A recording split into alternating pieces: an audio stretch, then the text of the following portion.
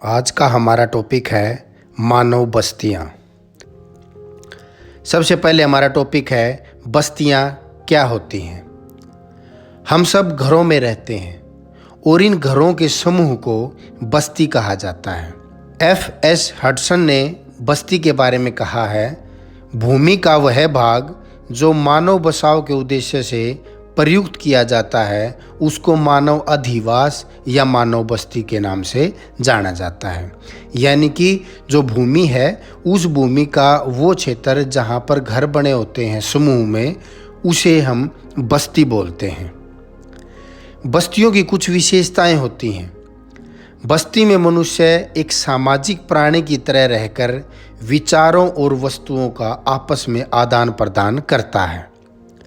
बस्ती मनुष्य को पशुओं से अलग करने वाली एक सांस्कृतिक लकीर है। बस्ती में आखेटकों एवं चरवाहों के अस्थायी डेरों से लेकर और एक वृहत नगरीय समूह तक शामिल किया जाता है। यानी कि एक बस्ती में प्राथमिक क्रियाकलाप करने वाले लोगों से लेकर द्वितीय तृतीय चतुर्थ क्रियाकलाप करने वाले लोग रहते हैं। बस्ती में सभी प्रकार के घर होते हैं। झोपड़ियाँ, ईंट गारे से बने मकान और सीमेंट कंक्रीट से बनी भव्य इमारतें, ऊंची ऊंची बिल्डिंग, वो सभी बस्तियों में शामिल होती हैं। बस्ती में घरों के अतिरिक्त दुकानें, दफ्तर, कारखाने, school, college, hospital, park, bus stand, railway station, हवाई अड्डे इत्यादि भी मिलते हैं, क्योंकि मानव को इन सभी चीज़ों की ज़रूरत समय समय पर पड़ती है। बस्ती में सभी प्रकार के कच्चे, पक्के, चौड़े, हर तरह के मार्ग होते हैं जो लोगों के आदान प्रदान में सहायक सिद्ध होते हैं। बस्ती 2-4 परिवारों की ढाणी से लेकर, ढाणी बहुत छोटा गांव आप उसको कह सकते हैं जिसमें 2-4 परिवार खेतों में घर बना लेते हैं, उस ढाणी से लेकर गांव, कस्बा, नगर, महानगर, सन्नगर कुछ भी हो सकती है। बस्तियां कितने प्रकार की होती हैं? बस्तियों को मुख्य तौर पर ग्रामीण और नगरीय 2 प्रकारों में बांटा जाता है। इनके 4 आधार हैं। बस्तियों को मापने के 4 आधार कौन कौन से हैं? सबसे पहले जनसंख्या। जनसंख्या के आधार पर अगर 5000 से कम किसी बस्ती की जनसंख्या है तो वो ग्रामीण बस्ती कहलाती है। अगर 5000 से ज़्यादा किसी बस्ती की जनसंख्या है तो वो नगरीय बस्ती कहलाती है। दूसरा आधार है व्यवसाय। अगर किसी बस्ती की 75% से ज़्यादा जनसंख्या प्राथमिक व्यवसाय में लगी हुई हो तो वो बस्ती ग्रामीण बस्ती कहलाती है।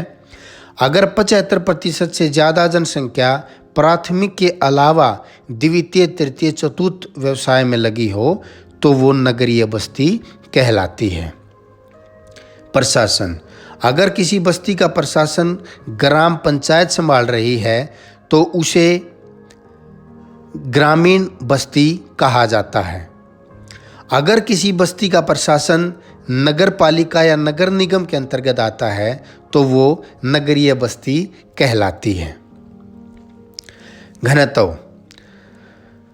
अगर एक बस्ती का 400 व्यक्ति प्रति वर्ग किलोमीटर से कम जनसंख्या घनत्व है तो वो ग्रामीण बस्ती के अंतर्गत आती है, और अगर किसी बस्ती का घनत्व 400 व्यक्ति प्रति वर्ग किलोमीटर से ज़्यादा है तो वो बस्ती नगरीय बस्ती कहलाती है।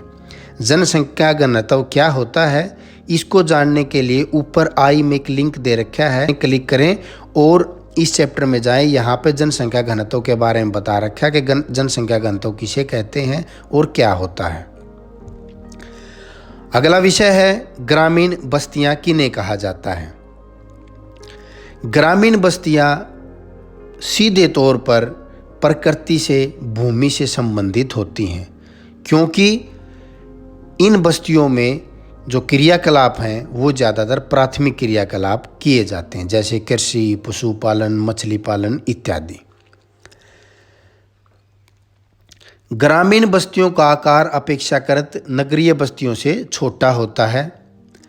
ग्रामीण बस्तियों को कुछ कारक प्रभावित करते हैं। सबसे पहले कारण है जल आपूर्ति। जल मूलभूत आवश्यकता है मानव की। पानी पीने से लेकर सिंचाई तक हर जगह जल का उपयोग होता है। इसलिए अधिकांश बस्तियां नम बिंदुओं के पास बसाई जाती हैं। नम बिंदु का अर्थ है कोई नमी वाली जगह, तालाब, नदी इत्यादि, उनके आसपास पे बस्तियां ज़्यादा बसाई जाती हैं, क्योंकि पीने से लेकर सिंचाई तक वहाँ पर जल की व्यवस्था हो जाती है। अगला कारक है भूमि। ज़्यादातर ग्रामीण बस्तियों में कृषि क्रियाकलाप किया जाता है, इसलिए ग्रामीण बस्तियां उपजाऊ और समतल क्षेत्रों में पाई जाती हैं। उच्च भूमि क्षेत्र, बाढ़ के समय होने वाली क्षति से बचने के लिए ज़्यादातर जो बस्तियां हैं वो अपने आसपास के क्षेत्र से थोड़ा ऊंचाई के स्थान के ऊपर बसाई जाती हैं। गृह निर्माण सामग्री, ग्रामीण बस्तियों में अपने आसपास पाए जाने वाले संसाधनों से ही घरों का निर्माण किया जाता है, जैसे लकड़ी, पत्थर इत्यादि। चीन के लोहे क्षेत्र में कंदराओं में मकान और ध्रुवीय क्षेत्र जो बहुत ठंडे इलाके हैं वहाँ पर एक्सिमो हिमखंडों से अपने इग्लू का निर्माण करते हैं। बर्फ़ के बने हुए घर, इनको हम बोलते हैं इग्लू। सुरक्षा, राजनीतिक अस्थिरता, युद्ध या पड़ोसी समूह के उपद्रवी होने की स्थिति में गांव को सुरक्षात्मक पहाड़ियों और द्वीपों पर बसाया जाता था। भारत में अधिकतर दुर्ग ऊंचे स्थानों अथवा पहाड़ियों पर ही स्थित हैं। नियोजित बस्तियां, इस तरह की बस्तियां सरकार द्वारा बसाई जाती हैं। इसमें सरकार पहले ज़मीन को अधिग्रहित करती है और योजना के अनुसार वहाँ पर, मानचित्र नक्शे के अनुसार वहाँ पर पानी, बिजली, आवास की व्यवस्था करके उसके बाद बस्ती को बसाया जाता है। वो नियोजित बस्तियाँ कहलाती हैं। जैसे इंदिरा गांधी नहर के क्षेत्र में नहरी बस्तियों का भारत में विकास किया गया। ग्रामीण बस्तियों के प्रकार, मुख्य तौर पे ग्रामीण बस्तियां पर दो प्रकार की होती हैं। सहंत बस्ती, जिसको हम सघन बस्ती के नाम से भी जानते हैं। इसमें मकान एक दूसरे के समीप बनाए जाते हैं और इस तरह की बस्तियों का विकास ज़्यादातर नदी घाटियों के सहारे उपजाऊ और समतल मैदानों में किया जाता है। इसमें जो समुदाय होता है वो मिलकर रहता है और उनके व्यवसाय भी लगभग एक समान, ज़्यादातर कृषि और पशुपालन होते हैं। मानसून एशिया में अधिकांश नदियों के मैदानों में सहंत या सघन बस्तियां पाई जाती हैं, जैसे उदाहरण के लिए भारत में गंगा सतलुज का मैदान। प्रकीर्ण बस्तियां, इन बस्तियों में मकान दूर दूर होते हैं तथा खेतों के द्वारा एक दूसरे से अलग होते हैं। इन बस्तियों को एकाकी बस्तियां भी कहा जाता है, क्योंकि इसमें अलग अलग दूर दूर एक एक दो दो मकान होते हैं। और कोई सांस्कृतिक आकृति, जैसे कोई पूजा स्थल, मंदिर है, मस्जिद है या बाजार है, वो इन बस्तियों के अलग अलग घरों को एक सूत्र में बांधता है। हिमालय की ढलानों पर और राजस्थान के पूर्वी व दक्षिणी भाग पर प्रकीर्ण बस्तियां पाई जाती हैं। विन्यास के आधार पर मैदानी, पठारी, वन और मरुस्थलीय ग्राम पाए जाते हैं। कार्य के आधार पर किस बस्ती में मुख्य कार्य क्या है, इस आधार पर कृषि ग्राम, मछुआरों के ग्राम, लकड़हारों के ग्राम और पशुपालक ग्राम आते हैं। बस्तियों के प्रतिरूप या डिजाइन, इसका अर्थ ये होता है कि अगर आप ऊपर से किसी बस्ती को देखेंगे तो वो किस प्रकार के रूप में लगती है, वो बस्ती का प्रतिरूप या प्रारूप कहलाता है। ग्रामीण बस्तियों का प्रतिरूप यह दर्शाता है कि मकानों की स्थिति किस प्रकार एक दूसरे से संबंधित है। गांव की आकृति एवं प्रसार को प्रभावित करने वाले कारकों में उस गांव की स्थिति, यानी कि वो गांव कहाँ स्थित है, एक सड़क के किनारे, एक नदी के किनारे, एक रेल लाइन के किनारे, पर्वत के पास, कहाँ वो गांव स्थित है, उसके आसपास की किस प्रकार की शिथिलाकृति और कैसा वो क्षेत्र है, वो निर्धारित करता है उस गांव के प्रतिरूप को, यानी कि उस बस्ती के प्रतिरूप को। इसमें कई प्रकार की ज्यामितिक आकृतियां हो सकती हैं, जिनको हम आगे पढ़ेंगे।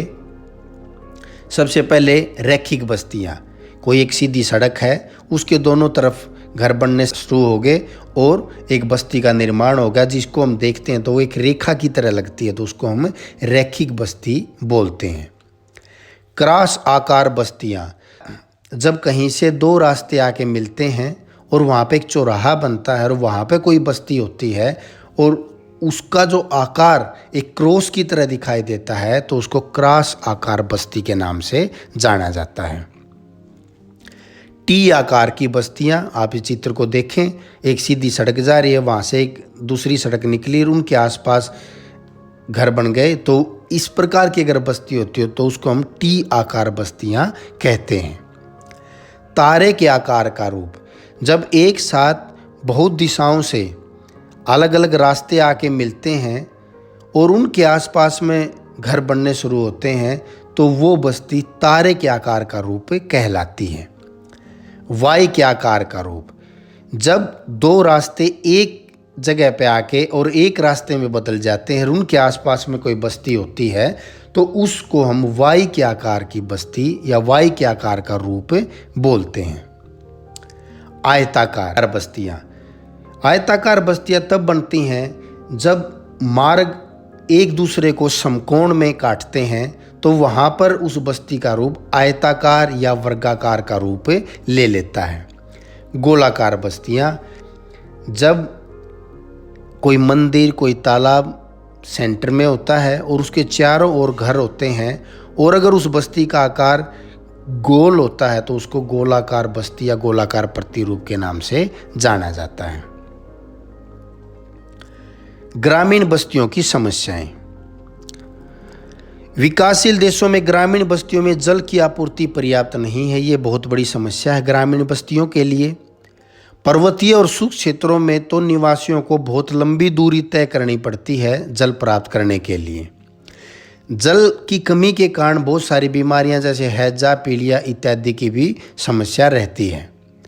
दक्षिण एशिया के देश प्राय बाढ़ एवं सूखे से ग्रस्त रहते हैं और सिंचाई की सुविधाएं कम होने से कृषि कार्य पर भी प्रभाव पड़ता है। शौचालय, कूड़ा कचरा निस्तारण की सुविधाएं नगण्य होती हैं, जिस कारण स्वास्थ्य संबंधी समस्याएं भी रहती हैं। मकान मिट्टी, लकड़ी, छप्पर के बने होते हैं।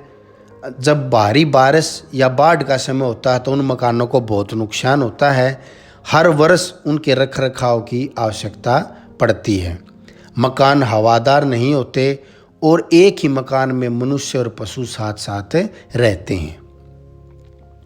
कच्ची सड़क, आधुनिक संचार के साधनों की कमी होने से वर्षा ऋतु के समय ग्रामीण बस्तियों का संपर्क अपने आसपास के क्षेत्र से कट जाता है, जिससे आपातकालीन सेवाएं जैसे मेडिकल, स्वास्थ्य की सेवाएं हैं, उनको पूर्ण करने में गंभीर कठिनाइयां आती हैं। विशाल ग्रामीण जनसंख्या के लिए स्वास्थ्य और शिक्षा संबंधी सुविधाएं भी पर्याप्त नहीं हैं। नगरीकरण की प्रक्रिया के कारण महानगरों के आसपास के जो गांव हैं, उनकी जमीनों का अधिग्रहण किया जाता है और इस अधिग्रहण के कारण कृषि योग्य भूमि जो किसानों की है वो खत्म होती जा रही है, जिससे किसान और ज़्यादा गरीब होते जा रहे हैं। ये एक आधुनिक समस्या है ग्रामीण बस्तियों की। नगरीय बस्तियाँ, नगर ऐसे सघन व स्थायी बसे मानवीय अधिवास होते हैं जिनमें गैर कृषिगत क्रियाकलाप जैसे उद्योग, व्यापार, परिवहन, प्रशासनिक तथा सामुदायिक सेवाएं इत्यादि क्रियाकलाप होते हैं। नगरीय क्षेत्रों को परिभाषित करने के लिए अधिकतर देशों ने जनसंख्या के आकार को मापदंड बनाया है। नगरीय क्षेत्र की श्रेणी में आने के लिए जनसंख्या के आकार की निचली सीमा अलग अलग देशों में अलग अलग है। जैसे कोलंबिया में 1500, अर्जेंटीना और पुर्तगाल में 2000, संयुक्त राज्य अमेरिका और थाईलैंड में 2500, जापान में 30,000 व्यक्ति या इससे ज़्यादा किसी बस्ती की जनसंख्या होगी तो उस बस्ती को नगरीय बस्ती के अंतर्गत रखा जाता है। लेकिन यहाँ ध्यान देने योग्य बात यह है, अकेली जनसंख्या के आकार के ऊपर ही कोई बस्ती ग्रामीण या नगरीय नहीं होती, उस बस्ती का प्रशासन, लोगों का क्रियाकलाप ये भी निर्धारित करते हैं कि वो बस्ती ग्रामीण होगी या नगरीय। आपने पीछे पढ़ा, भारत में जनसंख्या का आकार 5,000 से ज़्यादा व्यक्ति होना जरूरी है नगरीय बस्ती के लिए, 1991 की जनगणना के अनुसार। सन 1800 में विश्व की केवल 3% जनसंख्या नगरीय बस्तियों में निवास करती थी, जबकि वर्तमान समय में 54% जनसंख्या नगरों में निवास कर रही है। नगरीय बस्तियों का वर्गीकरण। सबसे पहले कार्यों के आधार पर नगर अलग अलग प्रकार के होते हैं। प्रशासनिक नगर, ये नगर प्रशासनिक केंद्र होते हैं, यानी कि इन नगरों से प्रशासन चलता है किसी देश का, किसी राज्य का। राष्ट्रीय स्तर पर देशों की राजधानियां जैसे दिल्ली, मनीला, मॉस्को, लंदन, और राज्य स्तर पर राज्यों की राजधानियां जैसे चंडीगढ़, गांधीनगर इत्यादि प्रशासनिक नगरों के उदाहरण हैं। ऐसे नगरों में संसद भवन या विधानसभा भवन तथा बड़ी संख्या में सरकारी कार्यालय और उनमें काम करने वाले कर्मचारियों के आवास होते हैं। दूसरा है व्यापारिक एवं व्यावसायिक नगर। विश्व के अधिकांश नगर व्यापार के दृष्टिकोण से महत्वपूर्ण हैं। ज़्यादातर जो नगर होते हैं उनमें व्यापार होता है, लेकिन फिर भी कुछ नगरों को विशेष तौर पे व्यापारिक नगर कहा जाता है, जैसे जर्मनी का डुसेलडॉर्फ, कनाडा का विनिपेग, भारत में आगरा, इराक का बगदाद और पाकिस्तान का लाहौर इसके उदाहरण हैं। सांस्कृतिक नगर, इन नगरों में सांस्कृतिक गतिविधियां होती हैं, जैसे शिक्षा, कला, ज्ञान, धर्म का विकास और उसका प्रचार प्रसार। इन चीज़ों को महत्व जिन नगरों में दिया जाता है उनको हम सांस्कृतिक नगर बोलते हैं। और ये नगर दो प्रकार के होते हैं। पहला शिक्षा नगर, जैसे जिन नगरों में विश्वविद्यालय, महाविद्यालय, स्कूल, छात्रावास, खेल के मैदान और विशेष कोचिंग सेंटर होते हैं, वो शिक्षा नगर कहलाते हैं।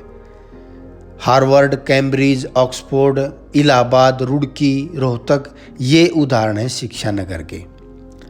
फिर है धार्मिक नगर। विश्व के कई नगर धर्म गुरुओं के कारण विख्यात हो जाते हैं। कोई धार्मिक गुरु है उसके कारण नगर विख्यात हो जाता है, जैसे वेटिकन सिटी पोप के कारण, भारत में धर्मशाला दलाई लामा के कारण। और बहुत सारे नगरों का धार्मिक महत्व होता है जो लोगों के लिए तीर्थ स्थल के रूप में होते हैं, जैसे ईसाइयों के लिए यरूशलेम, मुस्लिमों के लिए मक्का, अजमेर, हिंदुओं के लिए हरिद्वार, सिखों के लिए अमृतसर, ये धार्मिक नगर कहलाते हैं। खनन नगर, इन नगरों का विकास वहाँ पाए जाने वाले खनिजों के कारण हुआ है। भारत में खेतड़ी, झरिया व रानीगंज, अफ्रीका में जोहान्सबर्ग, ऑस्ट्रेलिया में कालगुरली प्रसिद्ध खनन नगर हैं। औद्योगिक नगर, इन नगरों में मुख्यतः विनिर्माण कार्य होता है और बहुत सारे उद्योग होते हैं, जैसे पीटर्सबर्ग, बर्मिंघम, कानपुर, जमशेदपुर। कुछ वितरण नगर होते हैं जहाँ पर वस्तुओं को वितरित किया जाता है, जैसे मंडियाँ होती हैं। बहुत सारे नगर मंडियों के नाम से मशहूर हैं। दिल्ली में आज़ादपुर, हापुड़, मुजफ्फरनगर, मेरठ प्रमुख वितरण केंद्र हैं। मनोरंजन या पर्यटन नगर, ये नगर अपने पर्यावरण या किसी विशेष कार्य, वो ऐतिहासिक हो सकता है या कोई भी एक विशेष ऐसा कार्य होता है जहाँ पर लोग घूमने के लिए जाते हैं, स्वास्थ्यवर्धन के लिए जाते हैं, उसके लिए प्रसिद्ध होते हैं, जैसे शिमला, दार्जिलिंग, जयपुर, आगरा, गोवा इत्यादि पर्यटकों को आकर्षित करने वाले नगर हैं, इसलिए इनको हम पर्यटन नगर या मनोरंजन नगर भी कहते हैं। परिवहन नगर, ये नगर परिवहन की विशेष सुविधाओं के कारण विकसित होते हैं। यहाँ पर अलग अलग प्रकार के दो या दो से अधिक प्रकार के परिवहनों का मिलन होता है इन जगहों के ऊपर, जैसे मुगल सराय रेल मार्गों का केंद्र। इसी प्रकार मुंबई, भारत में जो मुंबई पत्तन है वहाँ पर एक तरफ से समुद्री मार्ग और एक तरफ से सतल सड़क और रेल मार्ग और वायु मार्ग से वो जुड़ा हुआ है, इसलिए मुंबई को परिवहन नगर के नाम से भी जाना जाता है। आकृति के आधार पर नगर।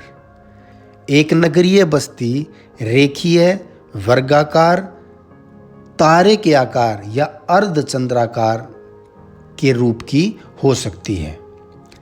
वास्तव में किसी भी नगर की आकृति वास्तुकला एवं भवनों की शैली, वहाँ के इतिहास और संस्कृति इनके ऊपर निर्भर करती है। विकसित देशों में अधिकतर नगर योजनाबद्ध तरीके से बसाए गए हैं, यानी कि जो विकसित देश हैं वहाँ पर पूरी प्लानिंग होती है, पहले पर सारी सुविधाएं पहले दी जाती हैं, फिर वहाँ पर कोई बस्ती बसाई जाती है। जबकि विकासशील देशों के जो ज़्यादातर नगर होते हैं उनकी उत्पत्ति ऐतिहासिक कारकों से होती है और उनकी आकृति भी अनियमित होती है। जैसे चंडीगढ़ एवं कैनबरा नियोजित नगर हैं, जबकि भारत के छोटे कस्बे ऐतिहासिक रूप से गैर योजनाबद्ध तरीके से विकसित हुए हैं। आकार के आधार पर नगर। नगरीय बस्ती अपने आकार, उपलब्ध सुविधाओं के आधार पर कई नामों से पुकारी जाती हैं, जैसे नगर या टाउन। नगरीय बस्ती की यह सबसे छोटी इकाई होती है जिसमें विनिर्माण, खुदरा, थोक व्यापार और व्यावसायिक सेवाएं छोटे स्तर पर विद्यमान होती हैं। सिटी या शहर, यह अग्रणी नगर होता है, यानी कि नगर से थोड़ी ही बड़ी बस्ती होती है। शहर नगरों से बड़े होते हैं और इनके आर्थिक कार्य भी नगरों से अधिक होते हैं। यहाँ पर प्रमुख वित्तीय संस्थान, प्रादेशिक शासकीय कार्यालय एवं यातायात के केंद्र होते हैं। सन्नगर, इस शब्दावली का प्रयोग 1915 में पैट्रिक गिडीज ने किया था। यह विशाल विकसित नगरीय क्षेत्र होते हैं जो मूलतः अलग अलग आसपास के नगरों या शहरों के आपस में मिल जाने से एक विशाल नगरीय विकास क्षेत्र में परिवर्तित हो जाते हैं। जैसे दिल्ली है, दिल्ली के नज़दीक गाजियाबाद, गुड़गांव, बहादुरगढ़, ये इसके साथ धीरे धीरे मिलते जा रहे हैं और दिल्ली एक सन्नगर बनने की ओर अग्रसर है। ग्रेटर लंदन, मैनचेस्टर, टोक्यो ये इसके और उदाहरण हैं। मिलियन सिटी, मिलियन का अर्थ होता है 10 लाख।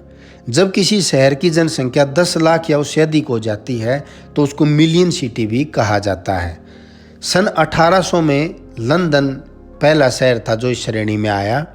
उसके बाद 1850 में पेरिस, 1860 में न्यूयॉर्क, इस तरह मिलियन सिटी बढ़ती चली गई और 2012 में दुनिया भर में 512 जो शहर हैं वो मिलियन सिटी की कैटेगरी के अंतर्गत आ चुके हैं। विश्व नगर, यह यूनानी शब्द मेगापोलिस से बना है जिसका अर्थ होता है विशाल नगर। इसका प्रयोग 1957 में जीन गोटमैन ने किया। यह बड़ा महानगर प्रदेश होता है जिनमें सन्नगरों का समूह होता है, यानी कि बहुत सारे सन्नगर भी जब मिलके एक और बड़ा नगर बना लेते हैं तो उसको विश्व नगर या विशाल नगर कहा जाता है। संयुक्त राज्य अमेरिका में उत्तर में बोस्टन से दक्षिण में वाशिंगटन तक नगरीय भूदृश्य को जब आप देखते हैं तो वो आपको एक विश्व नगर का रूप दिखाई देता है। मेगा सिटी, जिन नगरों की जनसंख्या 1 करोड़ से अधिक हो तो वो मेगा सिटी कहलाता है। 1950 में न्यूयॉर्क मेगा सिटी बना जब उसकी जनसंख्या 1.25 करोड़ थी। उपनगरीकरण क्या होता है?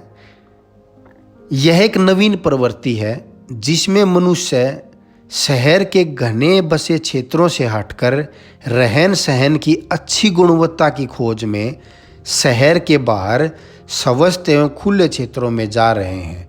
बड़े शहरों के समीप ऐसे महत्वपूर्ण उपनगर विकसित हो जाते हैं जहां से प्रतिदिन हजारों व्यक्ति अपने घरों से कार्यस्थलों पर आते जाते हैं। ऐसे नगरों को उपनगर कहा जाता है, यानी कि प्रमुख नगर के पास के छोटे नगर। प्रमुख नगर में रहना बहुत महंगा होता है, बहुत ज़्यादा वहाँ पे प्रदूषण होता है, भीड़ ज़्यादा होती है, तो लोग उस नगर को छोड़कर उसके आसपास के नगरों में बसना शुरू कर देते हैं। उन नगरों को हम उपनगर के नाम से जानते हैं। जैसे दिल्ली के नज़दीक नोएडा, बहादुरगढ़, ये कुछ उपनगरों के उदाहरण हैं। नगरीय बस्तियों की समस्याएं।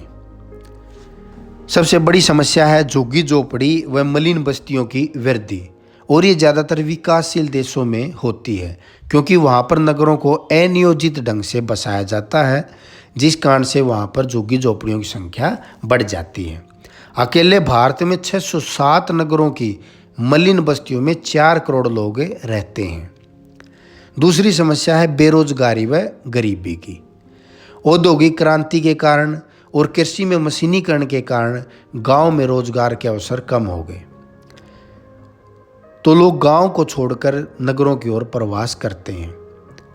नगरों में पहले ही बहुत सारे अकुशल श्रमिक हैं और गांव से प्रवास करने वाले वहां पर आकर उनकी संख्या को और ज़्यादा बढ़ा देते हैं, जिस कारण से नगरों में बेरोजगारी और गरीबी की समस्या उत्पन्न हो जाती है।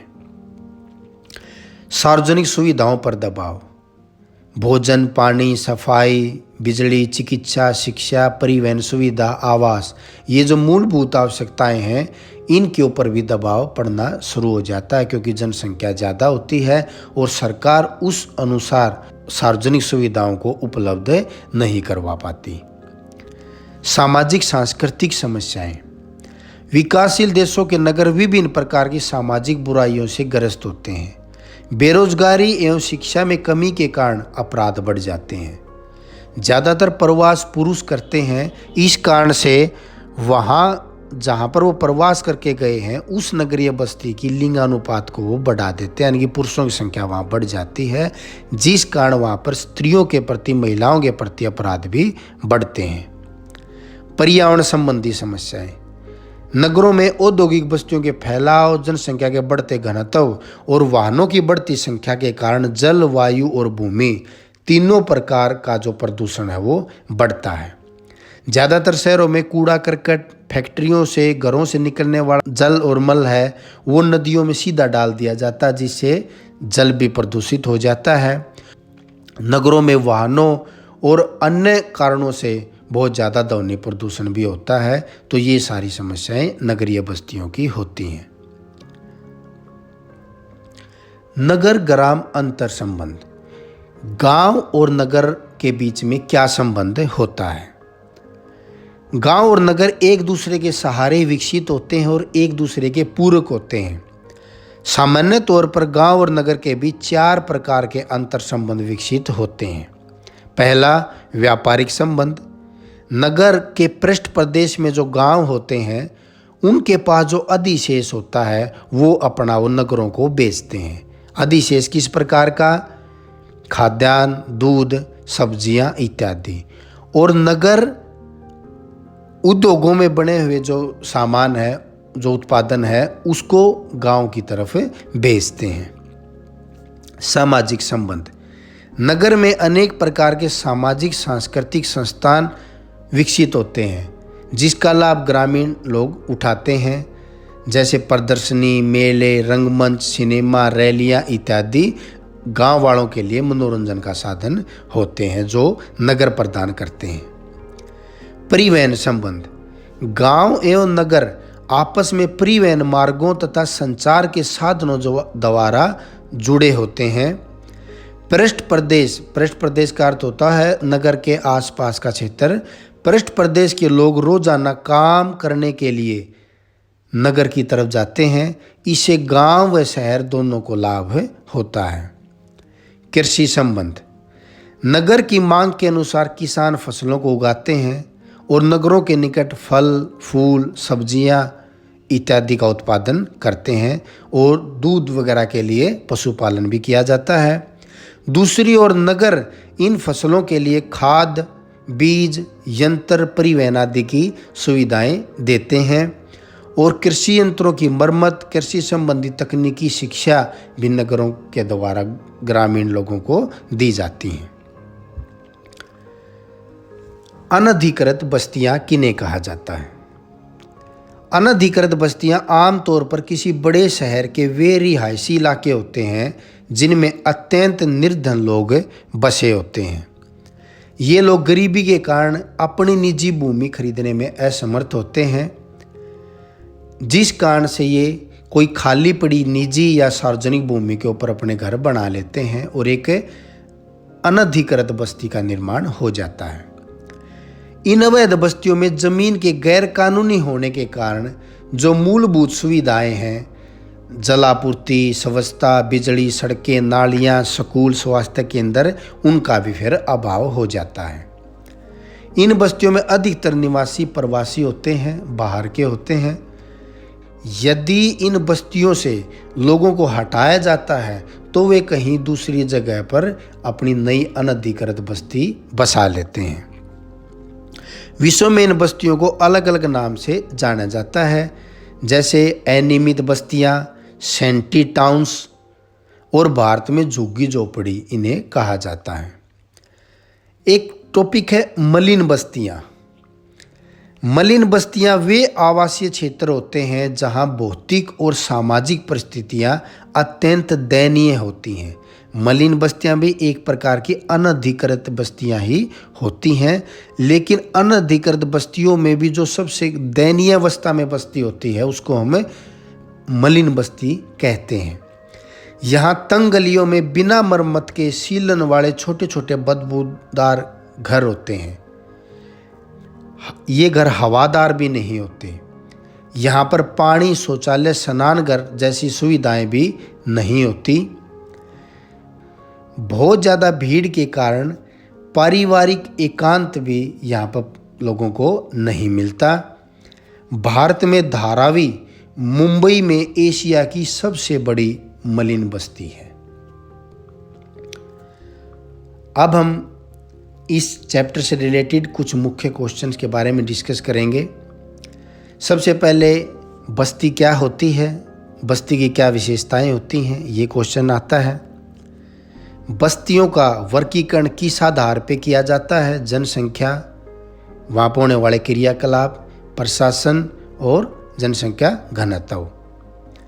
ग्रामीण बस्तियाँ किन्हें कहा जाता है? ग्रामीण बस्तियों को कौन कौन से कारक प्रभावित करते हैं, अर्थात कोई भी ग्रामीण बस्ती कहाँ बसाई जाएगी उसके पीछे क्या क्या कारक जरूरी हैं। ग्रामीण बस्तियाँ कितने प्रकार की होती हैं? ग्रामीण बस्तियों के अलग अलग प्रतिरूप कौन कौन से होते हैं और उनके पीछे क्या कारण होता है उन प्रतिरूपों के बनने का। ग्रामीण बस्तियों की क्या समस्याएं होती हैं। नगरीय बस्तियाँ किन्हें कहा जाता है?